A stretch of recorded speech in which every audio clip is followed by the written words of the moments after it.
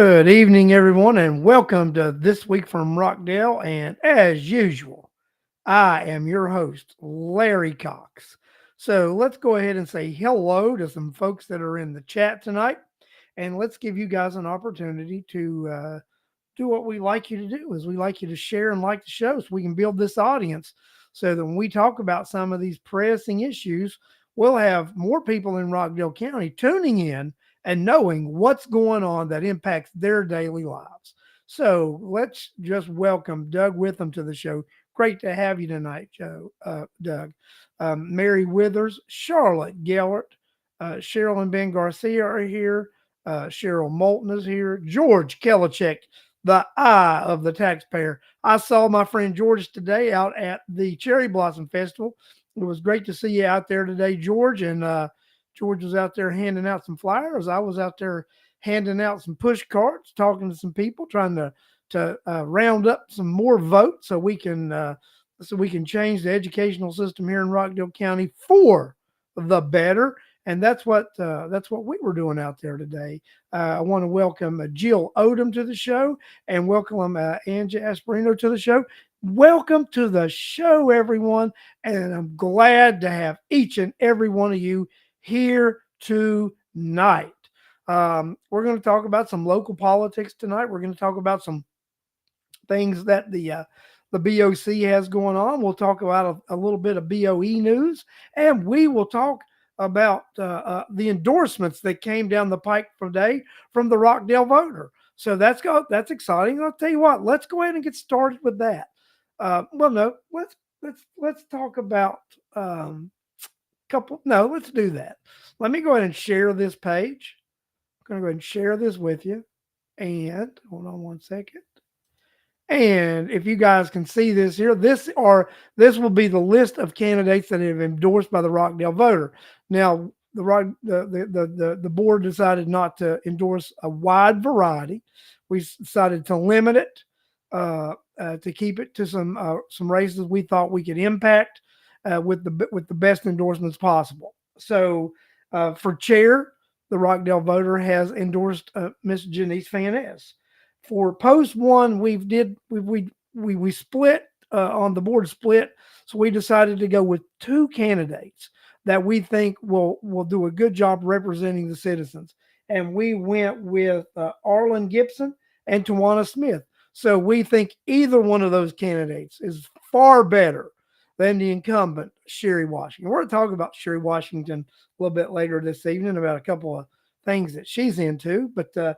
Yeah, for post one and for Board of Education, we decided to only endorse in one race, and that was the post one race, which I happened to be in, and the Rockdale voter so graciously gave me the endorsement, and I thank the board and appreciate them for that nod of confidence. So I will be the endorsed candidate for the Board of Education from the Rockdale voter, and then we also have for Superior Court judge.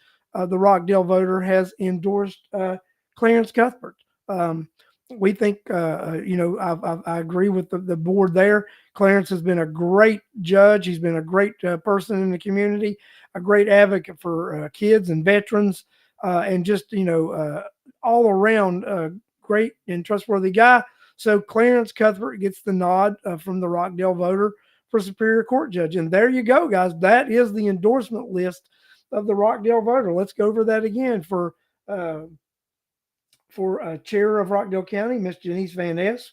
For post one, we've given you two options, Arlen Gibson and Tawana Smith. For post one, Board of Education, Mr. Larry Cox. And for Superior Court Judge, Mr. Clarence Cuthbert. So that is the list that we did, and I put that up there and so you guys could see that. And I hope everyone was able to see that, and everyone sees what the Rockdale voter did. And the Rockdale voter sent an email out this evening. We sent an email out letting everybody know who was endorsed. We've had some new people join. I'm going to go ahead and put that up one more time for the new folks to see those endorsements. Again, endorsed by the Rockdale voter are for chair, Miss Janice Van Ness. For post one, two endorsements. We believe either one of these candidates will serve you good. Arlen Gibson, Tawana Smith. for Board of Education Post 1, Larry Cox, and for Superior Court Judge Clarence Cuthbert. So, guys, we're just grateful to have you guys join us tonight. I'm grateful to be able to bring that endorsement list to you. The Rockdale Voter has sent out an email with a link to that endorsement site. I think all the candidates but one have given a small bio and some issues. So you can go and look at there. And then as always, all these candidates have websites and different things. So remember, my website is votelarrycox.com. You can go to my website anytime and reach out to me. You can actually volunteer there. Judy Bond will let you know I have not forgot about your sign. I've been traveling and I'm doing a lot of things. So I will get your sign over to the depot this week for you to be able to get. I have not forgot. I've just been really slammed, but I will get your sign over to the depot, Judy Bond, so you will be able to proudly display Larry Cox yard sign. And anybody else who would like to have a yard sign, please let us know. We'll be grateful to get those to you. We just want everybody to know. John Bowers, thanks for joining us tonight. Corliss Turner, William Campbell, thanks, and Cheryl Garcia says great endorsements. Thanks, John. If you missed the endorsements, the Rockdale, I'm going to put them up one more time. The Rockdale Voter has endorsed the following candidates. They endorsed Janice Van Ness for chair. The Rockdale Voter endorsed two candidates for post 1 because there was a split in that. They endorsed Arlen Smith and Tawanya Smith. They endorsed post 1 Board of Education Larry Cox, and they endorsed Superior Court Judge Clarence Cuthbert. So that was all the endorsements that the Rockdale Voter did this cycle. They wanted to be real impactful with their endorsements, try to keep it concise to a few races that they believe that they could help impact. And that's what the decision of the board was. So we want to make sure everybody knows what happened and what they decided to do. They just really wanted to make an impact, keep the endorsements to the short. But they also, when you read the email, that the Rockdale Voter said they would not consider any long-term incumbent. So if you've served more than 2 terms, the Rockdale Voter thinks you need to step away and not be there. Mary Boysworth, yes, she had sent me a message that Tawana Smith is speaking tomorrow, and Mary had also sent me a message and invited me to come back, and I think she was going to reach out to a friend of the show's and someone I'm personally supporting for a Board of Education, Justin Kinney. She wants to invite Justin to come to the Lakes HOA at some point in April also. But yeah, just because the Rockdale Voter didn't, endorse more candidates doesn't mean that, me personally and other people, we don't endorse other folks and support other candidates. We do. And I do especially, but I do understand the philosophy, the theory behind what the Rockdale Voter wanted to do. And they wanted to have a real impactful thing and not overwhelm people with endorsements. And that's who they had decided to endorse. And I've got to support the board's decision on that. So thank you, Rockdale Voter, and thank you for the endorsement and thank you for putting the community first. So let's talk about a few things that are going on in Rockdale County. So there was an article in the newspaper about Sherry Washington and these community improvement districts. So Commissioner Washington has already held one meeting regarding these community improvement districts. She is going to have another town hall meeting, and that is going to be March the 25th at 6 p.m. and it'll be at the JP Carr Center. So that'll be that is going to be tomorrow night, March 25th, 6 p.m. at the JP Carr Center. So that'll be interesting. I mean, so they want to introduce these community improvement districts to where they can actually assess additional property taxes uh, on you. And supposedly it's going to be some way where you get to decide and you get to do this. Now, I think we've all been told this: you get to decide, you get to pick, you get to choose. And we all know how that went down with the PFA and the courthouse, the 110, which is 140 because they're getting 110 here, 20 there, 10 there. Trust me, it's not going to be 140. It's going to be well over $200 million that this county is going to spend on that courthouse, because that PFA is also meeting this coming Tuesday. They will be meeting at 9 a.m. before the scheduled Board of Commission meeting to set the terms of the bonds. And, they keep referring to these as revenue bonds. And my friend John Bowers might attest to this. These are not, in reality, revenue bonds, because what they're building is not creating or generating any revenue. The revenue is going to come from property taxes. And they actually said property tax assessment growth. Well, there's a little problem with that. Have you guys been following Senate Bill 349 any? Bill 349 is also referred to as the Save Our Homes Act. And the Georgia members of the Georgia legislature have been bombarded by the citizens of this state, especially senior citizens who are feeling the strain of property tax increases because of the assessed values going up. Then they're hammering you, and you may get a 20-25% increase that year just from the assessed value before the board or the county or the cities go in and adjust your millage rate. So they're going to right off the top take that. So what the Senate Bill 349, also known as the Save Our Homes Act, does is it limits the amount, it caps it at 3% that they can do any increase off of assessment. It doesn't, if your assessment goes up 40%, they can only collect 3 additional percent. Now, they can go in and tax the hell out of you with the millage rate at that point and raise that thing. Now, Board of Educations are a little different. Most of them in the state are capped at 20. Rockdale with 2 others are capped at 30. But Rockdale also has a cap. Rockdale Board of Education also has a cap. So at some point, they can't, when they reach their cap, they're capped out.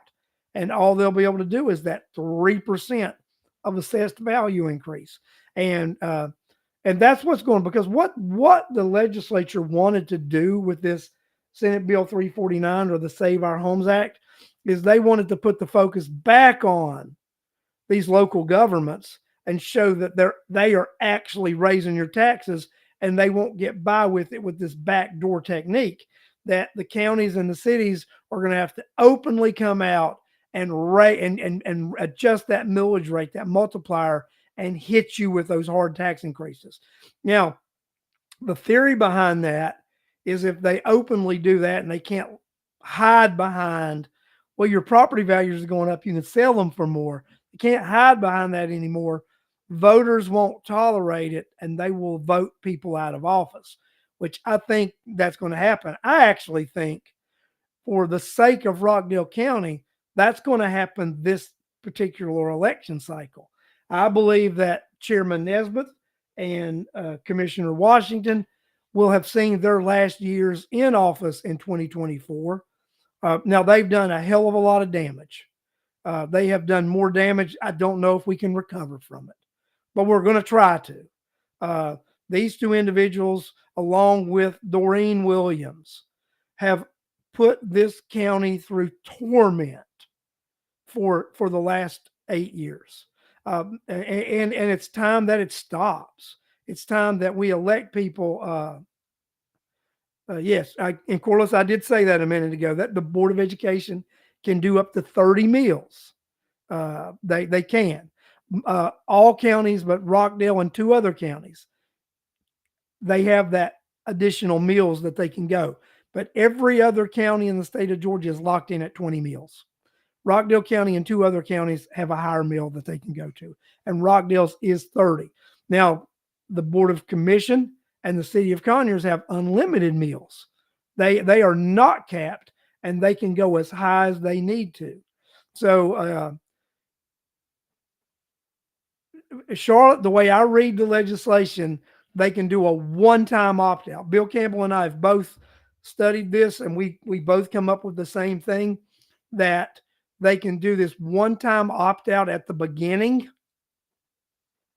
uh, and and then after they do that opt-out, then they are obligated to the same legislation of everybody else. So that's how Bill and I have read the legislation. I'm going to get a second opinion on it. I'll reach out to some legislators and see what they say. But Bill Campbell, if you're in the chat, if you will chime in there, what you believe, also that you believe what I what I read that and think that it's a one-time opt-out, and after you opt out that one time, you're done opting out, and you are locked in. That's the way I read the legislation. So we'll see how that rolls. So it is very interesting. But guys, let's be real. Rockdale County will opt out. I mean, they all three of our silos will opt out as soon and as fast as they're allowed to. They'll opt out and raise those taxes, get what they can get, because you and we are in a world of hurt when it comes to being taxed by these folks. So, that's see, William Campbell said that is also his interpretation, that it's a one-time opt out. So guys, I am really just concerned about the direction that we're going with taxes in this county. It's absolutely crazy that these individuals believe that they can continue just to bombard you with tax after tax after tax after tax, and it is just ridiculous. And then also, Bill and I were reading the legislation, and it looks like the legislation will replace host and lost with a F host, which they call a flexible host, which can just be used to offset property taxes. So if I'm reading the legislation correctly, and I've done a little more research, and I think I am, and then, like I said, I'm going to get a second opinion, that this F host would replace the regular host that we have now, and it would only be able to use those monies to offset property taxes. So, of course, want to know what's your opinion on the forum Saturday. So, forum Saturday, I think from what I was able to observe, that the sheriffs sort of went tit for tat like it did before. That was, just the attack mode, and I don't really see we had a clear cut debate winner, right? If you were supporting either one of those candidates, that's who you were going to support at the end of the day. As far as the chair race, this is the way I see it, right? I see it. I think that the chairman was off his game, did not perform very well. I think Richard Odom regurgitated the same old over exaggerated stuff. He always talks about things that he can never accomplish and never happen. Brian Jenkins was not impressive. Dr. Jim was Dr. Jim. If you watched Dr. Jim on my show last week, Dr. Jim was Dr. Jim. Well-meaning, nice guy. Just I don't think he is in touch with the issues in Rockdale County. Needs to do a little more research. I think Janice performed well, but I also think Janice could have actually capitalized on the chair's bad performance and Odom just regurgitating. I think she did well. She answered the questions well, but I think she could have actually put herself above the rest. And and I've actually talked to Janice, and she felt the exact same way. She felt she did well in the debate, but could have taken it up another level. And I think at her next forum with these guys, I think Janice will take it up that next level with these individuals. So it's just crazy the way that we with these forums and things coming up. And I think the Board of Education, I know there are at least two forums. One will be mid-April, one is the end of April, and there may be another a third one that is going to be in the mix. I will have, just to let you know, right now, Judge Clarence Cuthbert has tentatively agreed to come on the show. I believe it's, hold on a second, I'll let you guys know what, uh, tentatively the 14th. So I had tentatively asked Danielle Munoz to interview me on the 14th, but I think that now that I know the judge wanted the 14th, reach out to Danny and see if we can't schedule that for the 21st. So I'm actually going to be interviewed on this show uh, tentatively on April the 21st by Danielle Munoz. I'd asked her about that a while back. She told me just give her some time to schedule it. We chatted a little bit today about it. She said give her a day and a time so she can prepare herself. So I'm gonna text her back in a little bit and let her know can we make that the 21st. So I will be being interviewed on the show on the 21st by Danielle, who is an educator. And then we will have Clarence on the show the 14th. And on the 7th, Tanae Davis. Tanae Davis, running for BOE, is going to be on the show on April the 7th. So there's the slate that I have lined up so far. April the 7th will be Tanae Davis. April the 14th, Clarence Cuthbert. And April the 21st, Larry Cox. So that's the lineup that we have right now for you good folks for the schedule that we're going to see about lining up for everybody. So that's that sounds like a good schedule. What do you guys think? Do y'all like that lineup? I like the lineup. I'm actually looking forward to Danielle interviewing me because she's going to be hard on me. Alex, you know Danielle, right? So she's going to bust my chops, right? So, and I totally expect that, and I actually look forward to a hard interview, um, and that's something that I'm excited about, right? Arlen Gibson is probably going to come on. Hold on a second, I'll tell you guys because he'd also that the 28th is probably going to be Arlen Gibson. So that'll be probably that'll be that lineup. The 7th will be Tanae Davis. The 14th will be Clarence Cuthbert. The 21st will be Larry Cox, and the 28th will be Arlen Gibson. So that's a good lineup right before early voting starts, I believe, guys. I think they were going to be able to have a nice group of individuals come on, and then we'll continue to have additional candidates being interviewed through May.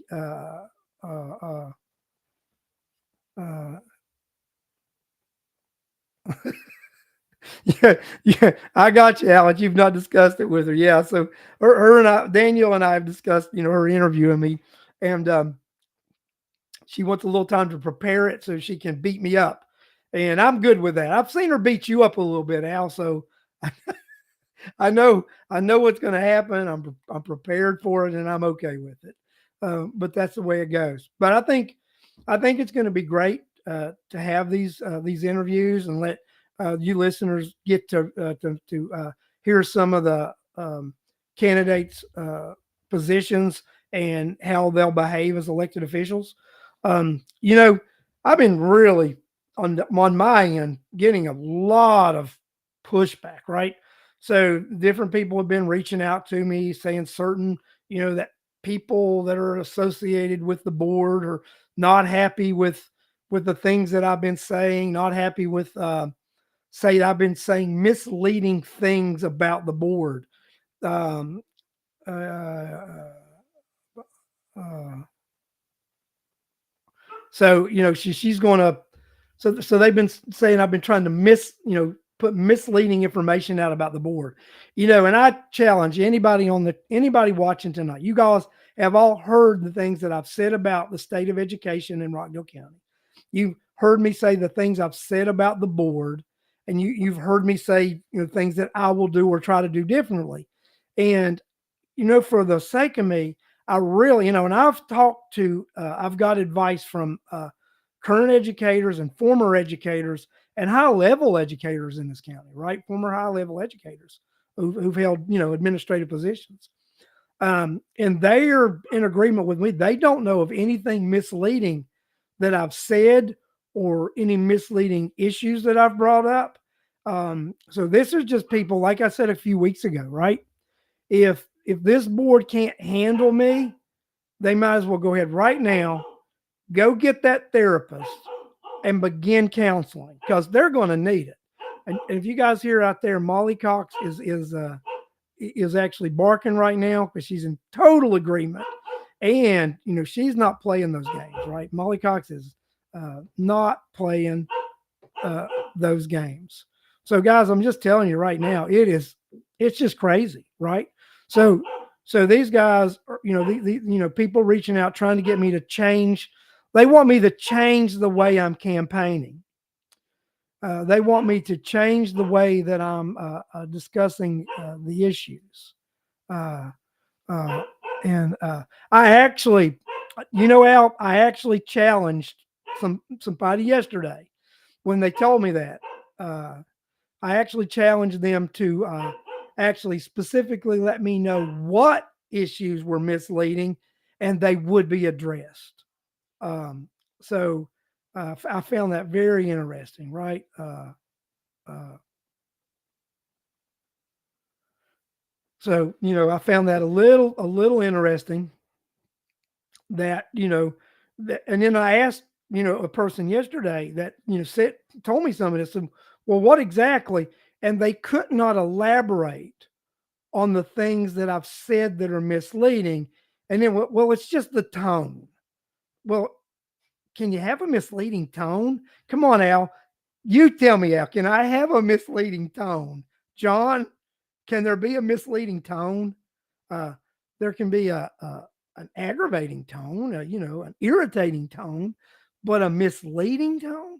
I'm not the person that stands behind a microphone and says, I need to, you guys just don't understand and you need educated. Uh, uh, so that's what, let me tell you, I believe that's one of the things that the chairman said this past week, at these debates about educating people again.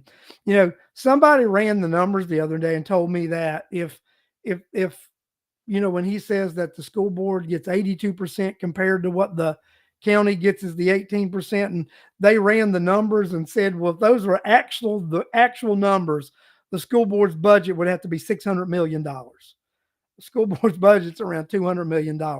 So I would love for the chairman to explain his crazy math to where he comes up with this. Yes, Alex, and these are the people who control the money for our education. Uh, John Bowers, tones are not misleading, but words are. Thank you very much. That's exactly what I wanted somebody other than me, because if I said it, it would be interpreted as misleading. Okay. So, that's going to be interesting because, and also one of the things that they're saying is that my approach on the board will be I will be undermining the superintendent. My intention is not to undermine anyone. Undermining is a technique that someone does behind the scenes or behind closed doors. Uh, What I intend to do is to hold the bureaucratic portion of the Board of Education accountable. Now, holding accountable and undermining are two entirely different things. If I hold someone accountable, I have to be able to ask them questions. I have to be able to measure results. And I have to be able to question things that are not going right. And are we going to change those things? Uh, so that's just crazy. So I will, as the next board member, as your next board of education member, I will challenge the superintendent. I will make sure the superintendent is doing his job. I will make sure that the superintendent follows through on promises. Because at the end of the day, one of the main responsibilities of the board as a whole is to hire and fire the school superintendent. And the only way to be able to make sure that this is the right person that needs to be continued to be employed by the Board of Education is to evaluate their process, is to evaluate their job performance. You have to ask questions, you have to set parameters, and you have to do it in the open. Because if you don't do it in the open and you do it behind their back, then that is undermining. I will not be undermining anyone. I will be right in their face, asking the hard questions and asking the tough things. I will be doing that. Yes, I will. Guys, I'm telling you right now, we've got to make a difference. We can change Rockdale County at the ballot box. John, I seen that post also, and it has been recirculated on Facebook before, but I agree with you, right? Um, especially after the chairman made some bold comments that actually some friends of mine have said he regurgitated in the last 2 weeks. And then I'm just going to say this on the show, right? He said that he wasn't worried about losing this race because black people aren't going to vote for Janice Van Ness. They're going to vote for him. And those he told some folks that, and they repeated it. So, and that's what he said. So yeah, I mean, uh, so that's just crazy. I mean, yeah, and John, in that Facebook post, I think that will find its way out there in the Facebook world one more time. Thanks for sharing it, and it will be shared with the appropriate people who will appropriately put that out there for people to see, because that should be said, right? I mean, this is what if this past debate they hammered Janice Van Ness about being a former Republican, right? So and Janice explained her position, this and that. So shouldn't Oz be, are you a racist or not? You're a racist. Is this still your position, or was that only your position when you were at the Post One commissioner? I mean, fair question, right? I mean, they hammer Janice every debate they've been at. They hammer her about her former political affiliation. It would only be fair to question the chairman. Are you still a racist? I mean, come on, guys. I mean, y'all gonna leave me hanging here in the chat? Would that be a fair assessment? Should that be something that we say? I mean, or not? I mean, let's be real.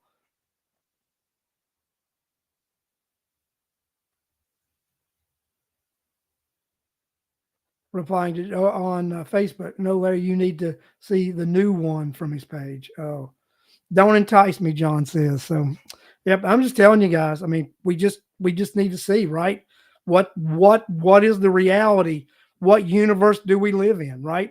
Um, I mean, if we go on that past post, which let's just talk about it. I mean, people who've been tried to be put on the Supreme Court have been rejected from the Supreme Court for things that they've put on social media, right?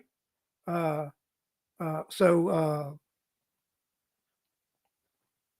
yeah, you know what I mean. So yeah, uh, you're right, Cheryl Garcia. Someone should ask Oz, did you really make that post that was posted on your Facebook account in 2012 to your account by you? Yeah, I mean, let's ask him. Well, the better question is, do you still feel the same way you felt when you made this post in 2012? That's actually the better question. Or why did you make this type of post in 2012? I think that's a fair question. Uh, do you admit that you were wrong for making that post in 2012? Do you admit you were wrong by sexually assaulting the young girl in the police cruiser that caused you to get your post certification stripped? Do you admit you were wrong and apologize for sending inappropriate photos, videos to Miss Hunter, and she won the lawsuit? I've not heard anything from the chairman admitting anything that he's done that we know happened, because it's all public record. It's all public record. On the Rockdale Voter, tell you what, I will have a conversation with the board of the Rockdale Voter. I believe that 2012 post from Mr. Nesmith will make it to the Nesmith greatest hits on the Rockdale Voter, because you can go to the Rockdale Voter right now and read all about Oz Nesmith's sexual improprieties. That is actually on the Rockdale Voter right now. You can go read about the legal issues that the chairman has had and his sexual deviancy. You can go read that on the Rockdale Voter right now, right? Uh, so that's just that's just reality, guys. I mean, this show has went places tonight people didn't think it would probably go, but there's nothing off out of bounds that we can't talk about, because I believe in the freedom of speech. I believe in people being able to say things that they want to say and bring comments on the show. Now, let me tell you, there is always the possibility of consequences for free speech, but I don't think there's should be any negative consequences for anything anybody has said this evening, because nobody has said anything that can't be backed up with newspaper articles or things that were printed or put on Facebook. Remember, guys, the internet is forever. The internet is forever. And John Bowers just said, truth is never out of bounds. 1000%, John. Truth is never out of bounds. And that's one of the reasons that I don't believe that some folks on the Board of Education and people who are bureaucrats that work for the board want to see somebody like me on the board, because I am going to hold people. Now, I'm going to hold myself accountable too. Don't think I won't. I will hold myself accountable, but I am going to hold others accountable.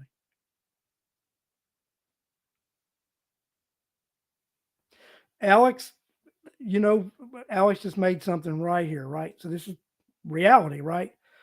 This is you read that, everybody. Yeah, it says they can't have the community hearing the truth, Larry. You know that, and that's reality. They do not want this community hearing the truth. They do not want this community hearing the truth. They don't. John, I know you will hold me accountable, and it doesn't bother me that you'll hold me accountable. Corliss Turner will hold me accountable, and I don't, and it doesn't bother me that she's going to hold me accountable, because I'm going to hold myself accountable. And if you guys didn't call me out and hold me accountable on some nonsense, then you wouldn't be the people I think you are. And trust me, I know you guys are the people that I think you are. Uh, and Cheryl Moulton, she's going to hold me accountable, right? Cheryl Garcia, she's going to hold me accountable. My good friend Alex McDonald will hellaciously hold me accountable because the first thing he's already told me is, where's my tax cut, right? So guys, I totally expect you guys to hold me accountable. And I've also told you I made a decision. I've done a lot of research. I can I'm going to do this show, right? That's another reason they don't want me to be elected, because they don't like the fact that I have this platform. They do, I mean, because they've got people that come on the after the fact. They don't want to watch during because they're afraid somehow we'll identify them.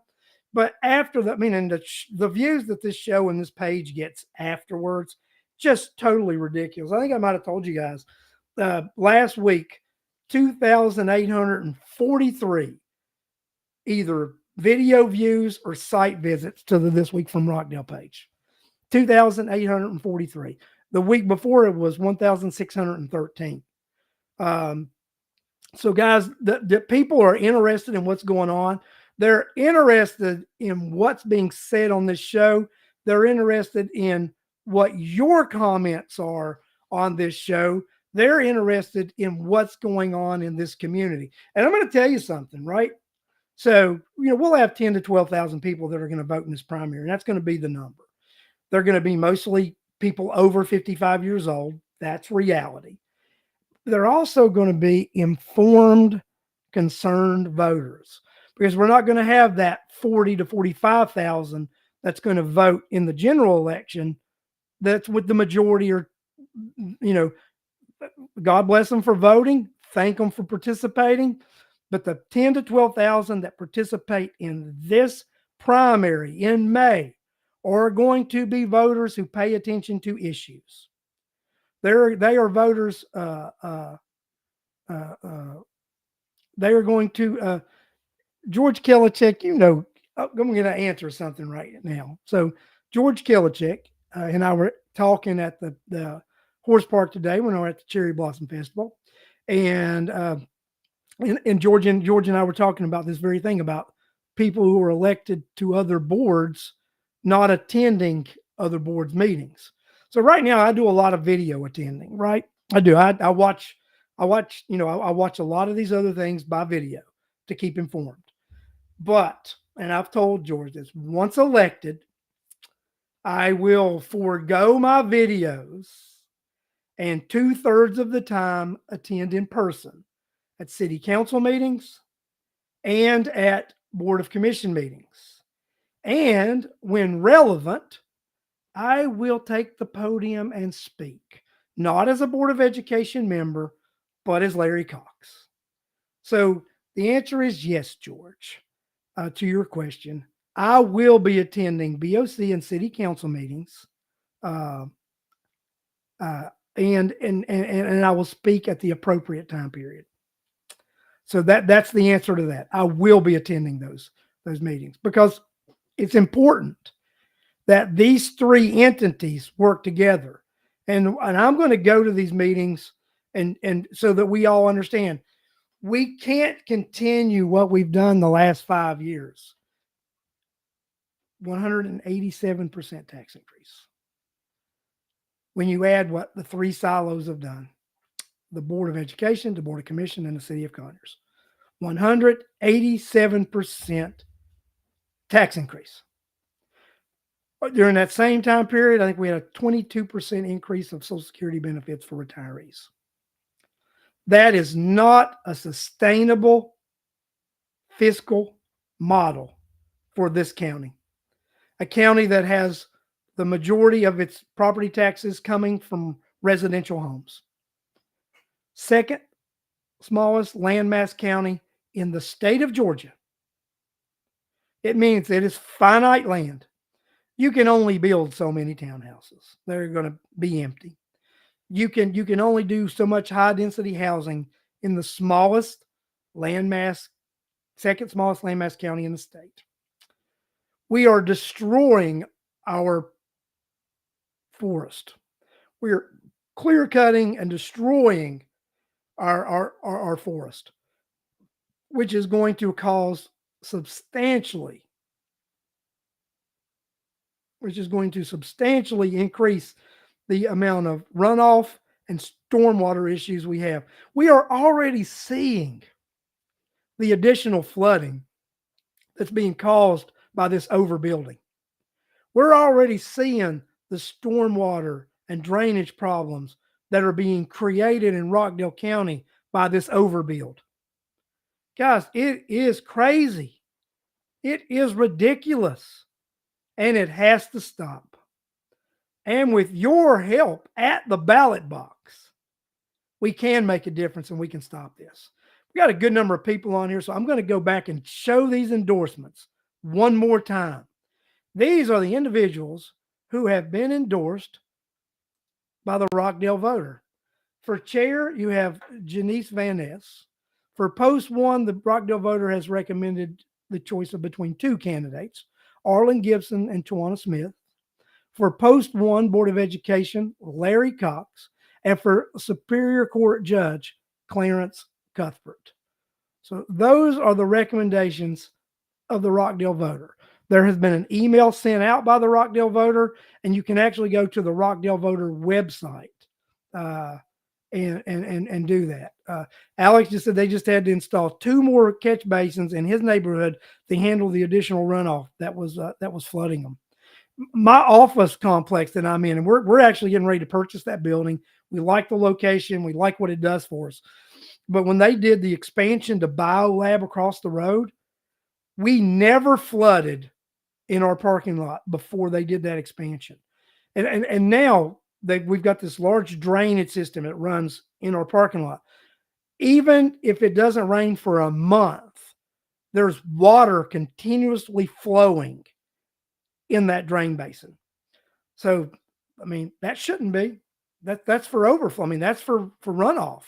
Runoff doesn't flow during a 25, 26 day, 30-day period with no rain. So you've got people draining stuff in to that. So guys, that when we've got serious issues in this county, and the people we have there right now are not the people to solve it. Let's just be honest. We've got Sherry Washington, who has now declared herself some sort of economic development expert. For God's sake, is that not insane? Is that not insane when we have Sherry Washington, who's never had a law license she didn't lose, who is now declaring herself an economic development specialist? Come on, guys. You're in a world of hurt when you got someone of that caliber trying to say they're an economic development specialist. That's just crazy. That is ridiculous. It is insane. And the insanity has to stop now. It can stop if we all work together and we start electing different people to office in Rockdale County. It's what it has to happen, guys. We have to elect different people to office in Rockdale County. And that starts now. That starts now. You can do that right now.